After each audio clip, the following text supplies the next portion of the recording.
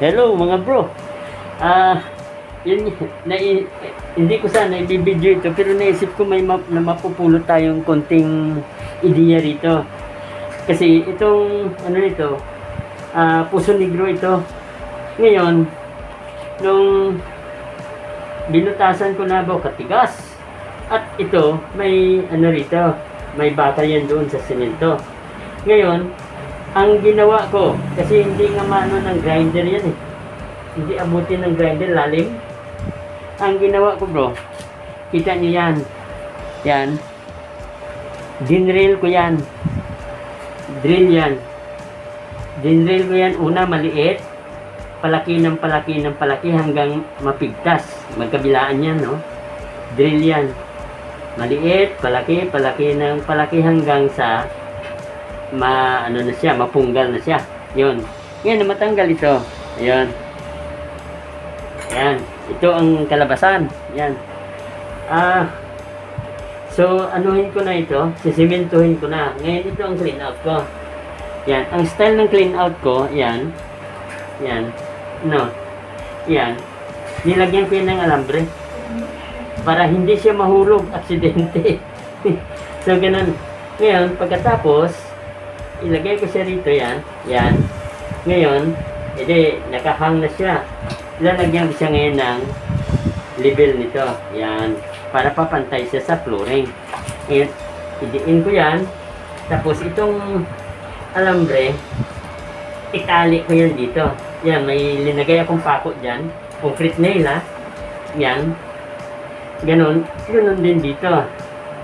Para mag-hang up siya. Na ibig sabihin, habang sinisimento ko, hindi mahuhulog. Pag nahulog yung patay-patay na. Paano ko kukunin yung silalim? Okay. So, ganyan bro. Ganyan ang ano. Ay, ano pa pala. Yan. Ano yan, no? Angat yan. Yan. Angat. Level na yan. Tapos, higpitan ko rito. Higpitan ko yan. Higpitan ko rin dito. Ayan, higpit yan. So, yan na. Yan na. Yan. Medyo ano pa, mababa pang konti. Yan. Higpitan natin. Yan. Oh. Yan. Yan. Ayos na ayos yan. Yan. Sigurado na hindi siya mahuhulog, di ba? Yan. Hindi siya mahuhulog ngayon. Yan. Yan na. So, ganyan bro. Ang ginawa ko dito sa clean out na ito. Ito virus casto ha. Yan. Para kung maglinis siya, pasipsip sa, inidoro, dito na lang siya dadaan, no? So, ganyan ang style ko. Hindi lang to. Hindi naman ako professional. Gumagawa nito eh. Na ano ko lang, kasi siyempre bahay natin to eh. Ayan na. So, ang gagawin ko ngayon, ay sisimentuhin ko na lang ganyan. Di ba?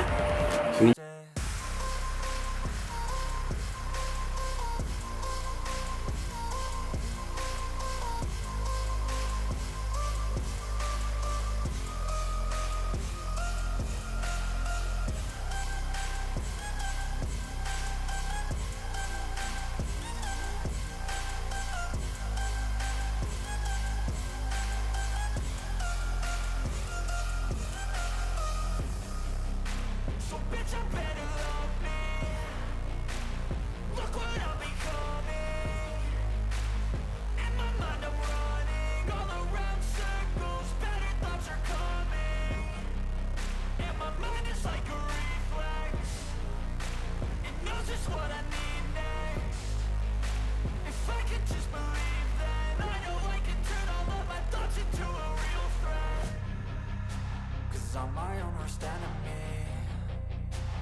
Only if I let it be.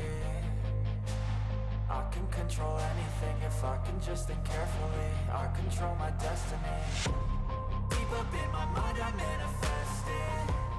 Every morning I wake up obsessed, and everything I do the best. And deep within my mind, you know I'll always manifest it. Ayan na bro, natapos ko na rin yung paglagay ng clean out. Ayan, patutuin ko na lang yan. Tapos natapos ko na rin yung yung manhole dito. Ayan, natapos ko na rin manhole. So konting linis na lang yan. Hintayin kong patuyuin ko na lang yung simento hanggang bukas. Pwede nang yan. Medyo kung anong plano yan, pinturahan kaya o ano. Yan ang kalabasan nitong project ko. Tapos na rin sa wakas. Hello mga bro, natapos ko na ngayon ang flooring at ginawa ko na lang na parang yung square block concrete para makatipid naman sa tiles. Ngayon, naisip ni Mrs. na pinturahan ito at dinesign naman ng anak namin kung ano ang kulay at ito ipakita ko sa inyo at sa ngayon ay pinipinturahan niya. Yung anak naming babae masipag ipakita ko sa inyo. Oo nga pala mga bro, yun ang anak namin na nagpipintura. Yan siya ang nag-design nitong kulay. Yan na tapos yan sa gitna green. Yan, ipakita ko sa inyo pag natapos niya na pinturahan lahat yan. Yan bro, ang anak namin in action sa pagpipintura. Yan, sipag talaga. Yan, ginagawa niya. Yan.